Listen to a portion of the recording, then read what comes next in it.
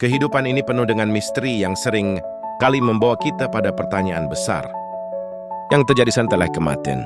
Bagaimana kita melihat hidup kita yang sementara ini penuh dengan penderitaan, kebahagiaan, air mata, dan harapan?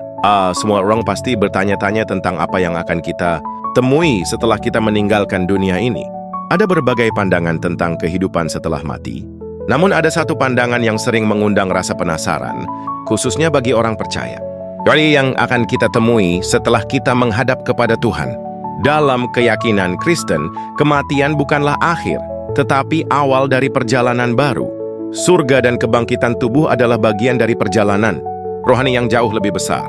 Mari kita telusuri bagaimana perjalanan rohani ini digambarkan dalam Alkitab, dan apa yang seharusnya kita harapkan setelah hidup di dunia ini berakhir. Ketika orang percaya meninggal, mereka tidak langsung memasuki keadaan kekal. Sebaliknya, mereka akan berada dalam hadirat Allah yang kita sebut Firdaus.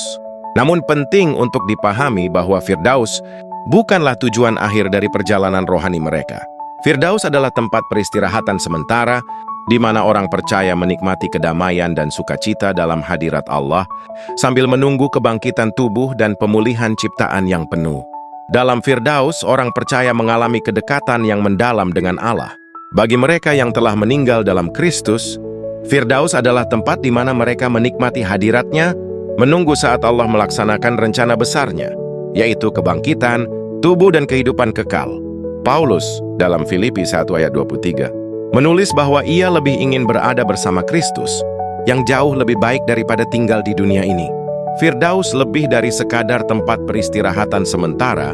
Di Firdaus kita akan memiliki kedekatan rohani yang mendalam dengan Tuhan, tempat kita merasakan kasih-Nya tanpa batas. Namun yang penting untuk diingat bahwa Firdaus hanya merupakan bagian dari perjalanan rohani kita. Surga dalam pengertian kekal adalah tujuan akhir bagi umat Allah setelah kebangkitan tubuh dan penghakiman terakhir. Firdaus adalah tempat sementara yang mengarah pada surga yang penuh kemuliaan, di mana kita akan hidup dalam hadirat Allah untuk selama-lamanya, bebas dari dosa, penderitaan dan kematian. Kebangkitan tubuhku adalah momen yang mendalam dan penuh misteri. Ketika Kristus datang kembali dalam kedatangannya yang kedua, setiap orang yang telah mati akan dibangkitkan, tetapi bukan hanya secara rohani. Kebangkitan ini juga melibatkan tubuh kita. Kita akan dibangkitkan dengan tubuh yang mulia, tak lagi rentan terhadap penderitaan, penyakit, atau kematian. 1 Korintus 15 ayat 52-53 menjelaskan bahwa tubuh kita yang fana akan mengenakan keabadian. Tubuh kita akan diperbarui dan sempurna. Tidak ada cacat, tidak ada kerusakan, dan tidak ada lagi penderitaan. Kebangkitan tubuh adalah bagian dari pemulihan total yang dijanjikan oleh Tuhan. Ini bukan hanya tentang pemulihan jiwa kita, tetapi juga tentang ciptaan baru, pemulihan seluruh dunia yang rusak akibat dosa. Dengan kebangkitan, Tuhan tidak hanya mengembalikan kita ke keadaan semula, tetapi juga menciptakan kita dalam bentuk yang baru dan sempurna. Bagi orang percaya, kebangkitan tubuh adalah janji pemulihan yang menandai kemenangan atas kematian dan dosa. Ketika Kristus datang kembali, kita akan mengalami transformasi tubuh yang luar biasa, menjadi makhluk yang sempurna, tak rusak, dan hidup dalam kemuliaan Tuhan. Setelah kebangkitan tubuh, setiap orang yang telah dibangkitkan akan menghadapi penghakiman. Penghakiman ini bukan hanya tentang seberapa baik atau buruk perbuatan kita selama hidup di dunia. Lebih dari itu, penghakiman akan mengungkapkan satu hal yang jauh lebih penting. Apakah kita telah menerima atau menolak anugerah Kristus yang telah menebus kita? Dalam Wahyu 20 ayat 12-15, kita membaca tentang takhta Kristus yang akan mengungkapkan segala kebenaran tentang hidup kita. Mereka yang telah menerima Kristus sebagai Tuhan dan Juru Selamat akan mengalami penghakiman, yang membawa mereka ke kehidupan kekal bersama Allah. Namun, bagi mereka yang menolak anugerahnya, penghakiman ini akan mengarah pada kematian kedua. Pemisahan kekal dari Allah yang digambarkan sebagai lautan api dalam Wahyu 20 ayat 14-15. Penghakiman bukan hanya soal perbuatan baik atau buruk, melainkan tentang bagaimana kita merespons kasih dan anugerah Tuhan. Apakah kita menerima anugerahnya dengan penuh iman, ataukah kita menolaknya? Keputusan ini akan menentukan nasib kita di hadapan Allah. Bagi mereka yang menerima Kristus, penghakiman ini adalah langkah pertama menuju kehidupan kekal. Bagi yang menolaknya, ini adalah saat kesedihan yang tak terungkapkan. Setelah penghakiman, kita akan memasuki fase terakhir dari perjalanan rohani kita, langit baru dan bumi baru. Dalam Wahyu 21 ayat 1-4, kita membaca tentang janji Tuhan untuk menciptakan dunia yang baru, tempat di mana semua penderitaan, dosa, dan kematian akan dihapuskan. Ini adalah puncak dari rencana keselamatan, Tuhan pemulihan total bagi umatnya, dan seluruh ciptaan. Langit baru dan bumi baru adalah dunia yang sempurna, di mana tidak ada lagi air mata, tidak ada lagi kesedihan, dan tidak ada lagi kematian. Semua hal yang rusak oleh dosa akan dipulihkan, dan Allah akan berdiam bersama umatnya dalam kedamaian yang sempurna.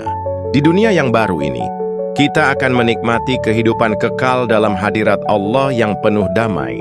Namun perjalanan menuju dunia baru ini juga mencakup kerajaan 1000 tahun, di mana Kristus memerintah di bumi, baik secara fisik maupun rohani.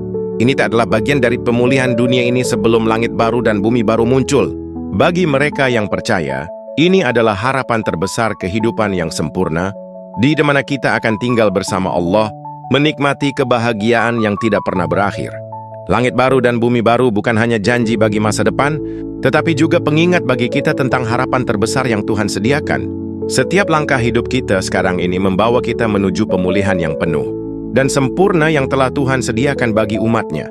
Kehidupan kita di dunia ini penuh dengan tantangan dan kesulitan, tetapi pengharapan akan langit baru dan bumi baru memberikan kita kekuatan untuk bertahan.